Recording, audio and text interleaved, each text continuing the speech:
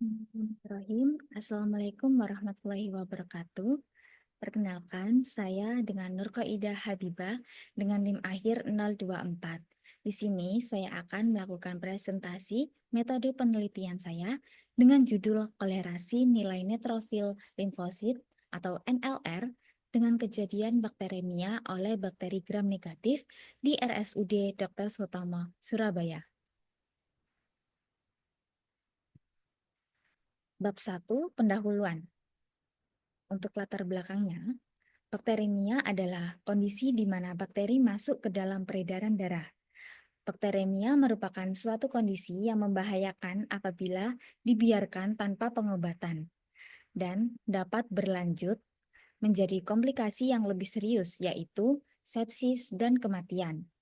Penyebab paling sering terjadinya bakteremia adalah bakteri gram negatif.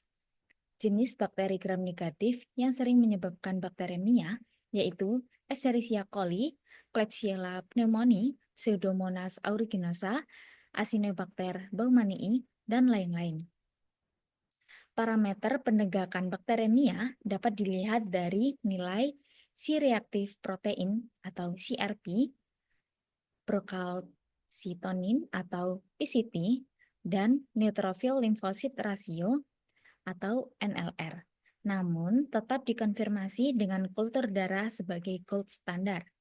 Indikasi yang paling baik dibandingkan dengan yang lainnya adalah neutrophil lymphocyte ratio, karena memiliki sensitivitas dan akurasi yang lebih baik.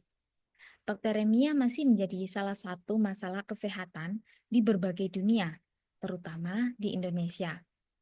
Tingkat kematian akibat sepsis yang disebabkan oleh bakteremia yang masih tinggi, menurut WHO tahun 2020 terdapat 48,9 juta kasus dan 11 juta kematian terkait sepsis di seluruh dunia. Insiden sepsis di negara berkembang diperkirakan lebih dari 1/1000 penduduk setiap tahun. 85% kasus sepsis dan 84,8 kematian terkait sepsis terjadi di negara berkembang, terutama Sub-Sahara dan Asia Tenggara. Sehingga pada penelitian ini, peneliti ingin mengetahui kolerasi nilai neutrophil lymphocyte ratio atau NLR pada pasien bakteremia oleh bakteri gram negatif di RSUD Dr. Sutomo, Surabaya. Jika terbukti ada kolerasi yang signifikan, maka nilai neutrophil lymphocyte ratio dapat digunakan sebagai alat bantu dalam screening pasien yang beresiko mengalami bakteremia oleh bakteri gram negatif. Dengan demikian, dapat dilakukan intervensi lebih dini untuk mencegah terjadinya komplikasi yang serius. Selanjutnya ada rumusan masalahnya. Apakah terdapat hubungan antara nilai neutrophil lymphocyte ratio dengan kejadian bakteremia oleh bakteri gram negatif pada pasien rawat inap di RSUD Dr. Sutomo? Tujuannya terdiri dari dua, yaitu tujuan umum dan tujuan khusus.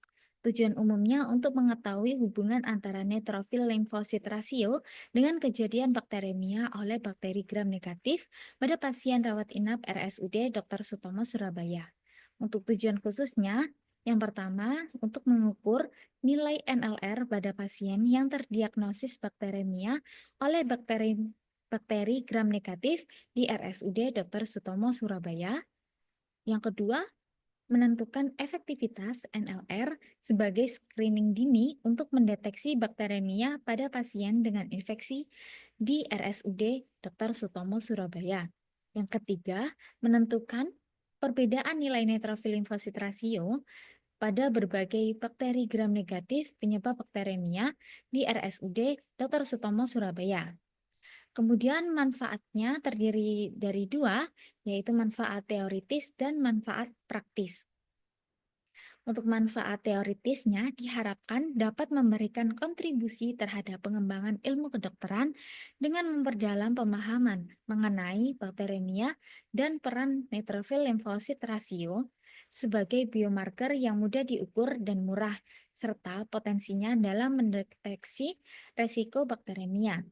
Untuk manfaat praktisnya, yang pertama, penelitian ini dapat memberikan informasi yang bermanfaat bagi tenaga medis dalam melakukan screening dini terhadap pasien yang beresiko mengalami bakteremia, sehingga dapat dilakukan intervensi lebih dini untuk mencegah terjadinya komplikasi yang serius. Yang kedua, neutrophil limfosit rasio dapat digunakan sebagai alat screening awal yang efektif untuk mengidentifikasi pasien dengan resiko bakteremia, terutama di daerah dengan keterbatasan pemeriksaan kultur. Selanjutnya, untuk bab yang kedua yaitu tinjauan pustaka. Di sini kita akan membahas mengenai bakteremia dan juga NLR. Pada bakteremia, bakteri penyebab bakteremia dapat diidentifikasi dengan beberapa metode, salah satunya dengan pewarnaan gram. Berdasarkan metode tersebut, bakteri dapat dibedakan menjadi dua kelompok besar, yaitu bakteri gram positif dan juga bakteri gram negatif. Bakteri gram positif berwarna ungu karena menyerap kristal violet. Bakteri gram positif terdiri dari Staphylococcus aureus, Streptococcus pneumoniae, Enterococcus faecalis, dan lain-lain.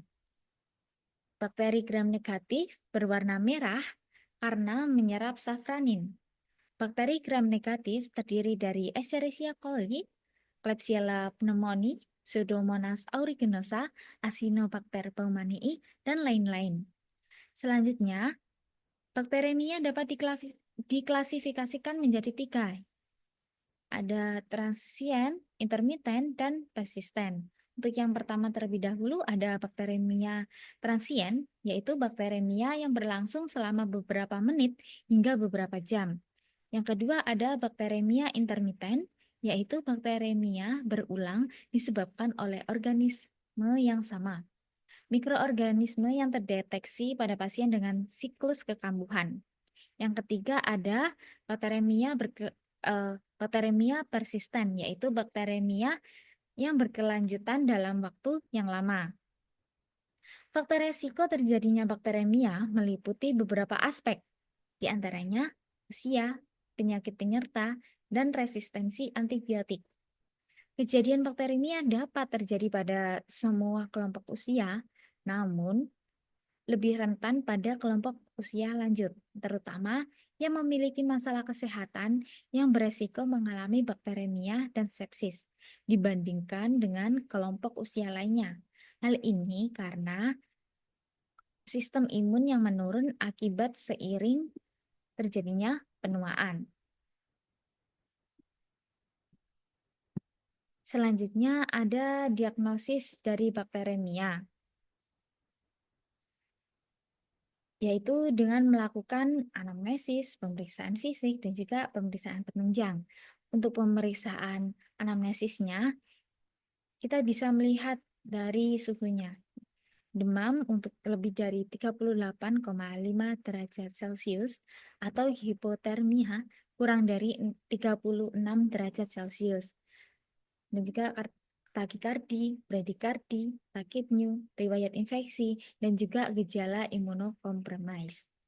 Kemudian untuk pemeriksaan fisiknya, kita bisa melihat dari vital sign, pemeriksaan kardiovaskular, paru, abdomen, pemeriksaan kateter, perangkat intravena atau tabung drainase. Dan juga pemeriksaan penunjangnya bisa dilihat dari darah lengkapnya, kita bisa melihat dari penurunan jumlah white blood cell count, kenaikan neutrofil, dan leukositosis. Dan juga dari pewarnaan gram dan kultur darah sebagai gold standarnya. Nah, pemeriksaan yang dapat membantu penegakan diagnosis bakteremia yaitu dengan melihat kenaikan nilai C-reactive protein atau CRP, prokalsitonin atau PCT, dan neutrophil lymphocyte ratio atau NLR sebagai prediktor bakteremia. Gold standar pemeriksaan bakteremia yaitu dengan kultur darah yang positif. Kemudian ada patofisiologi dari bakteremia. Jadi, mikroorganisme seperti bakteri dapat memasuki aliran darah melalui berbagai cara, termasuk infeksi lokal, prosedur medis, atau bahkan aktivitas hari-hari. Tubuh memiliki sistem pertahanan yang kompleks untuk melawan invasi mikroorganisme. Sistem ini melibatkan sel-sel imun seperti monosit, makrofag, neutrofil, sel NK, dan protein komplement. Sel-sel ini akan berusaha memfagositosis dan menghancurkan mikroorganisme. Selain itu, tubuh juga akan melepaskan sitokin TNF-alfa yang berfungsi sebagai sinyal untuk mengaktifkan sel-sel imun lainnya. Selain respon imun umum, ada juga beberapa pertahanan spesifik yang terjadi pada infeksi, seperti aktivasi sel NKT, pembersihan bakteri oleh hati, fagositosis oleh limfa, dan kompartementalis lipid peroxidation. Jika mekanisme pertahanan host tidak dapat mengendalikan penyebaran bakteri, mikroorganisme dapat masuk ke dalam sirkulasi darah dan menyebabkan bakteremia.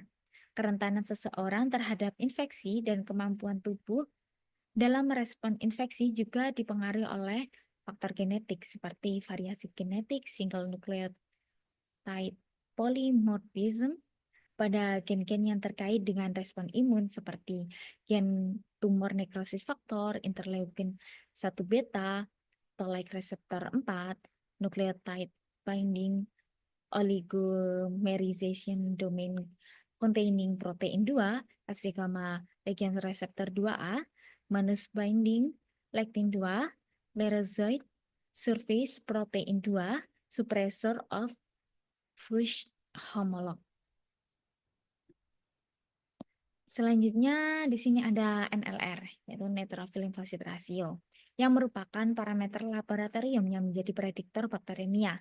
Neutrophil lymphocyte ratio sebagai pemeriksaan darah sederhana yang mudah dilakukan dengan biaya yang terjangkau, dapat dihitung dengan cara pembagian antara neutrophil dan limfosit. Neutrophil meningkat seiring dengan perjalanan penyakit inflamasi, sehingga neutrophil lymphocyte ratio dapat digunakan sebagai penanda respon inflamasi akut. Untuk untuk interpretasinya, kita bisa melihat untuk skala 0,1 sampai 0,7 menunjukkan risiko inflamasi yang lebih rendah, dan untuk nilai 1 sampai 2 menunjukkan kondisi tubuh yang normal. Untuk NLR 2 sampai 3 mengindikasi inflamasi atau stres laten. Untuk 3 sampai 4 inflamasi ringan hingga sedang. 7 sampai 11 inflamasi sedang dan berat seperti infeksi sistemik, sepsis, dan SIRS. NLR 11 sampai 17 inflamasi berat, infeksi, sepsis, bakteremia, dan SIRS berat. NLR 17 sampai 23 reaksi imun inflamasi kritis dengan intensitas yang tinggi seperti shock septis. Untuk nilai yang 23 plus, inflamasi sistemik kritis. Kemudian selanjutnya ada dari bab 3 yaitu pada kerangka konseptualnya. Bakteri dapat masuk ke aliran darah melalui kulit, saluran pencernaan, saluran pernafasan, dan lain-lain. Parameter pemeriksaan yang dapat dilakukan adalah neutrophil lymphocyte ratio atau NLR. Nah, neutrophil lymphocyte ratio merupakan perbandingan antara jumlah neutrofil yang berperan dalam melawan infeksi dan limfosit yang berperan dalam sistem imun yang dapat diketahui dari pemeriksaan darah lengkap. Pada kondisi infeksi, jumlah neutrofil cenderung meningkat sebagai respon tubuh melawan infeksi, sehingga nilai NLR-nya menjadi meningkat. Gold standarnya untuk mengkonfirmasi diagnosis dan mengidentifikasi agen penyebab bakteri adalah dengan melakukan kultur darah. Bakteri penyebab bakteremia dapat diidentifikasi dengan beberapa metode, salah satunya dengan pewarnaan gram. Bakteri dapat dibedakan menjadi dua kelompok besar, yaitu bakteri gram negatif dan bakteri gram positif. Untuk bakteri gram negatif terdiri dari Escherichia coli, Klebsiella pneumoniae, Pseudomonas aeruginosa, Acinetobacter baumannii, dan lain-lain. Bakteri gram positif terdiri dari Staphylococcus aureus, Streptococcus pneumoniae, Enterococcus faecalis, dan lain-lain. Faktor resikonya dapat menyebabkan bakteremia yaitu usia, penyakit penyerta, dan resistensi antibiotik juga berperan dalam peningkatan resiko seseorang mengalami bakteremia. Selanjutnya, hepatosisnya ada H0 dan juga H1. H0 untuk tidak terdapat hubungan nilai neutrophil limfosit rasio dengan kejadian bakteremia oleh bakteri gram negatif di RSUD Dr. Sutomo. Untuk H1-nya terdapat hubungan nilai neutrophil limfosit rasio dengan kejadian bakteremia oleh bakteri gram negatif di RSUD Dr. Sutomo. Untuk bab keempat, ada metode penelitian yaitu jenis dan rancangan penelitian. Di sini saya menggunakan penelitian analitik observasional dengan desain cross-seksional. Untuk populasinya, seluruh pasien yang mengirimkan kultur darah ke laboratorium mikrobiologi klinik RSUD Dr. Sutomo Surabaya periode Januari hingga Desember 2024. Sampelnya dari pasien dengan hasil kultur darah positif oleh bakteri gram negatif di RSUD Dr. Sutomo Surabaya pada periode tersebut yang memenuhi kriteria inklusi dan juga eksklusinya. Untuk besar sampelnya, seluruh data rekam medis, pasien, dan hasil kultur darah dari laboratorium mikrobiologi klinik. Teknik pengambilan sampelnya menggunakan total sampling. Selanjutnya ada variabel penelitian. Untuk variabelnya NLR, definisi operasionalnya rasio jumlah neutrofil absolut terhadap jumlah limfosit absolut dalam darah. Cara pengukurannya dengan mengambil data jumlah neutrofil dan juga limfositnya dengan cara pembagian antara jumlah neutrofil dan juga jumlah limfositnya. Hasil ukurnya nilai NLR, skala datanya rasio. Kejadian bakteremia oleh bakteri gram negatif.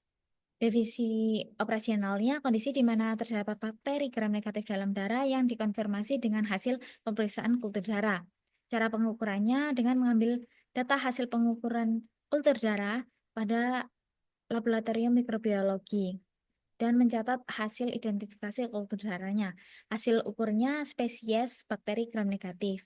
Skala datanya ordinal. Kemudian ada instrumen penelitian menggunakan data sekunder, yaitu hasil pemeriksaan darah lengkap dan kultur darahnya yang diperoleh dari data hasil rekam medik pasien. Lokasi dan waktu penelitiannya dilakukan di RSUD Dr. Sutomo Surabaya. Lama penelitian ini dilakukan selama periode Januari hingga Desember 2024. Penelitian ini akan dimulai setelah etik disetujui oleh RSUD Dr. Sutomo Surabaya. Untuk prosedur pengambilannya atau pengumpulan datanya, kita akan melakukan perizinan, lalu pengumpulan data, seleksi sampel, dan pengolahan data. Untuk bahkan alur penelitiannya yaitu dengan mengajukan perizinan dan surat pengantar etik di Fakultas Kedokteran Universitas Muhammadiyah Surabaya dan juga RSUD Dr. Sutomo Surabaya. Kemudian akan mengambil dari pasien bakteremia di RSUD Dr. Sutomo periode Januari hingga Desember 2024. Kemudian mengevaluasi kriteria inklusi dan juga eksklusinya, lalu menganalisis data dan mencatat hasil pembahasan dan juga kesimpulannya. Kemudian cara pengelolaan statistik datanya, yaitu dengan pengelolaan datanya menggunakan Microsoft Excel dan juga analisis data kuantitatifnya menggunakan untuk yang univariat menggunakan SPSS dan juga analisis bivariatnya menggunakan uji chi-square untuk mengetahui adakah kolerasinya. Kemudian ini adalah daftar pustakanya. Terima kasih. Wassalamualaikum warahmatullahi wabarakatuh.